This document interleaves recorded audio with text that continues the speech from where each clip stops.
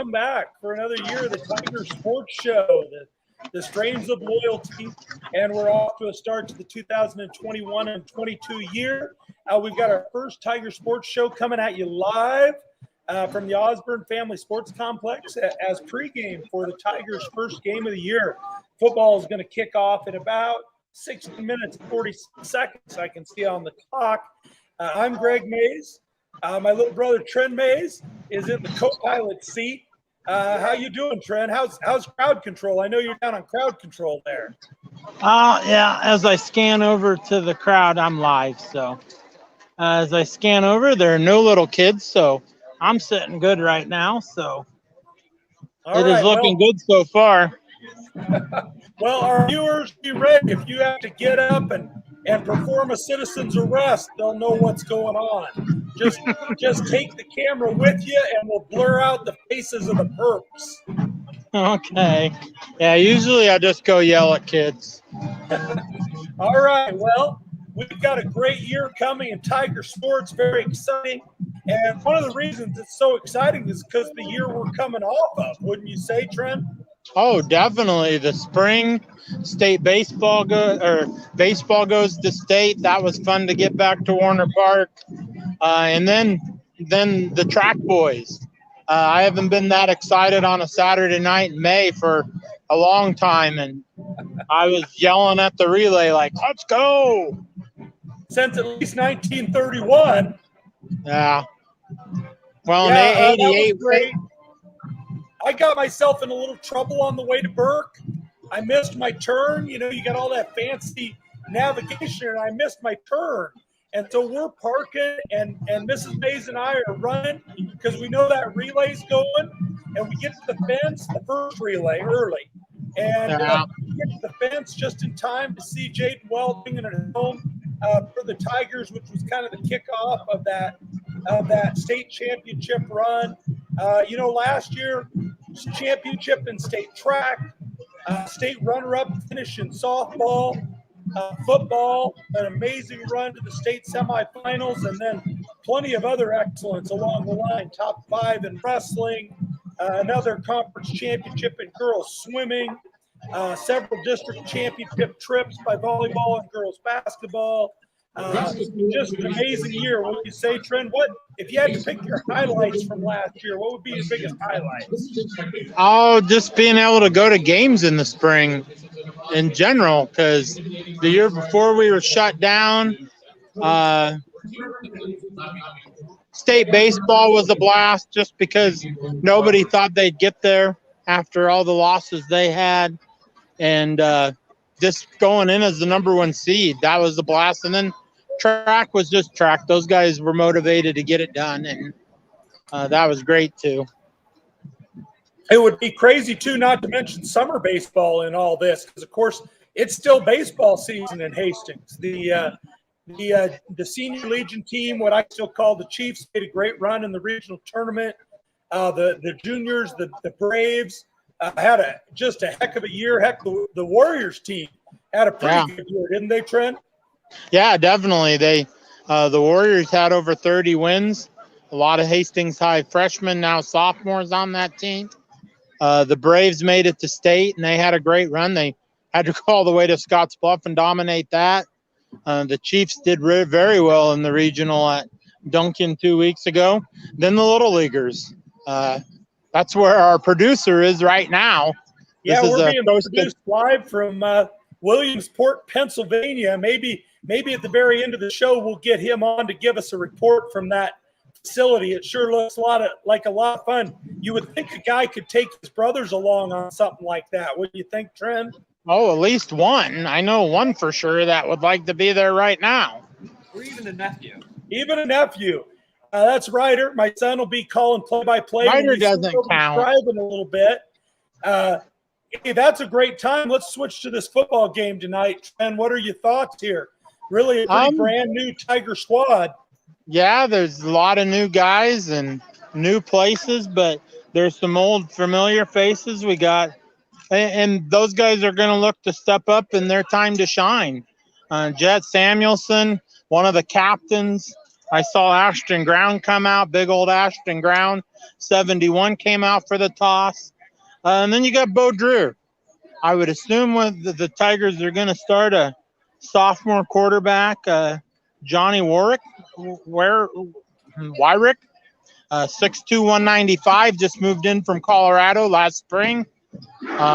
He looks like he's had some coaching when I've watched practice. But then Mr. Money guy this year is probably going to be Bo Dreer on offense. I think with the sophomore quarterback, they're going to have to go slow a little bit, give Johnny some time. But the coaches are really excited about the defense and especially the secondary with Jet, Samuelson, and Bo Dreer back. Yeah. Well, Jet and Dreer really a lot of time on the offensive side, on the defensive side last year. They were really expected to put in their snaps there, and they played a little bit of offense. This year, they're going to be on the field almost all the time, don't you think, Trent? Oh, definitely. Bo is Bo, and it's time for Bo to go. And Jet, I think Jet's gonna. Man, I've been impressed with him. Yeah, I think Jet's gonna get some carries. I'm curious what offense sets we come out in. There's been some new players. Oakland Smith, 5'10", 195-pound running back, wearing number 7, very number 7-like. He's a load. He's a bull in a china shop. So hopefully we can get him rolling downhill a little bit. And then they just got guys. They got guys who have been to the playoffs the last couple of years. The motto I've had this year is we want more. Well, we're about 10 and a half minutes from finding out. Really, both teams tonight coming in with a lot of inexperience. North Star had 34 seniors last year. What do you know about the Navigators, Trent? I'm looking at them right now. They are big. I think they're replacing a lot of their skills guys. They look like they were throwing a lot of slants. With their, I think they have tall wide receivers. Oh, I got to stand in a second. So. All right, we're going to the anthem here. Better mute me. Honor America.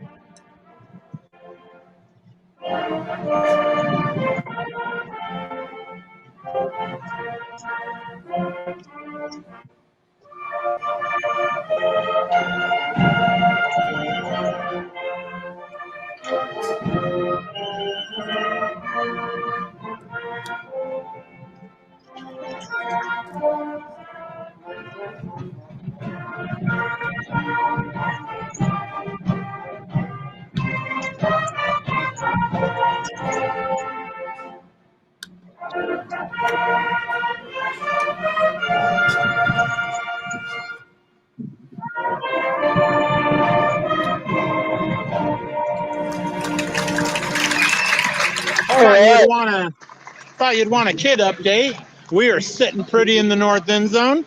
Not a kid to be seen, so I'm either really scary or really good at my job. So one or the other. Well, that's good to hear. Maybe they're all at Williamsport playing Little League baseball. Well, a couple of them are, I know.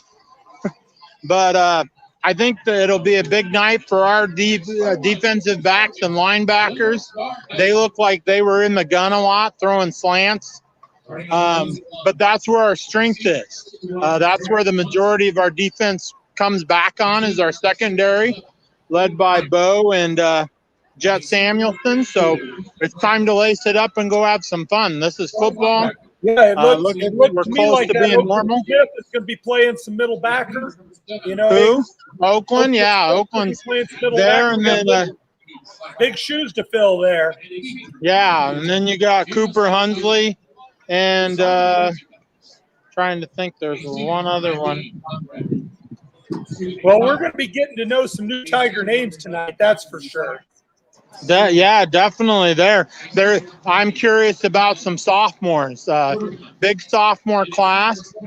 There was 5 of them that is on just JV and varsity. I expect to see some of those guys tonight, led by Naz Robinson. That's a little lightning bolt right there. Well, from what I read, we're going to see some sophomores on the other side of the field too. I think they feel really good about that class down in Lincoln. What do you remember about the ball game last year down at Seacrest, Trent? Other than it was super hot. It was 8-8 going in late in the third quarter. It was a 0-0 or 8-8 score. But then the Tigers got some turnovers and just got going. We got the music going behind me now, so. But it was 8-8, and then QB1 and the boys just sort of pulled away, and I think it was 38-8 or something, or 30-8.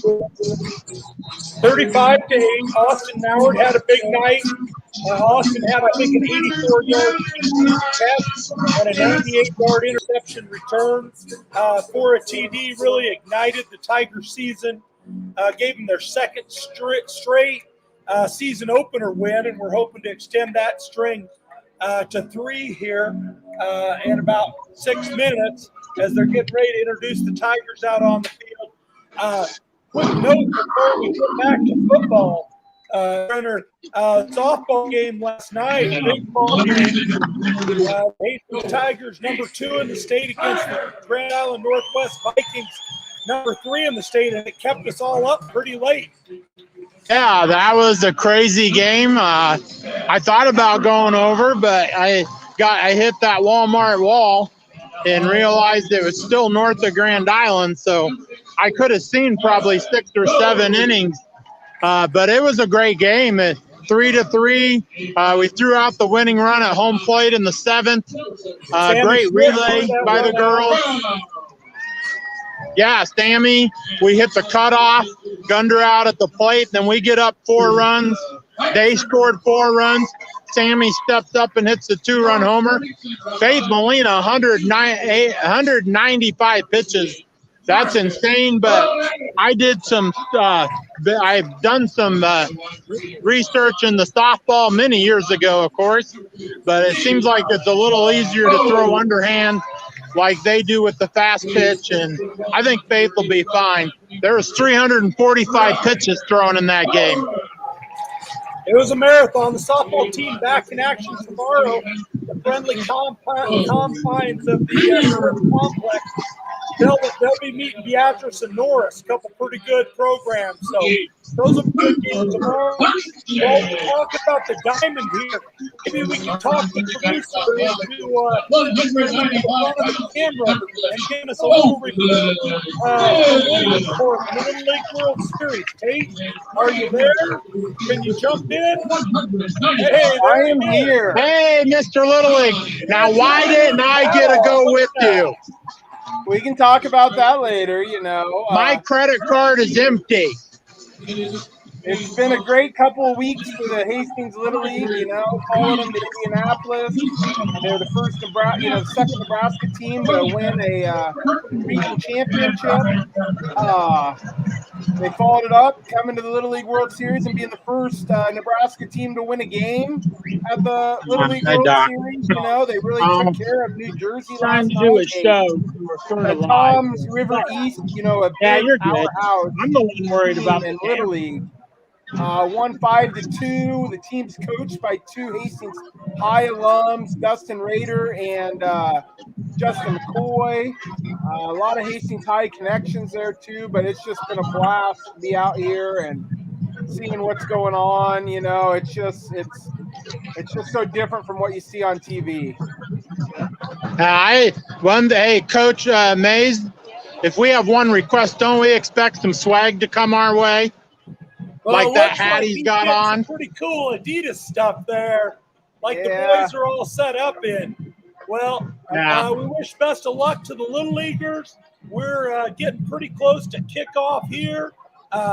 Tate's going to switch over to the Strive Network to watch us Ryder and I calling the game. That's striv.tv/channel/Hastings.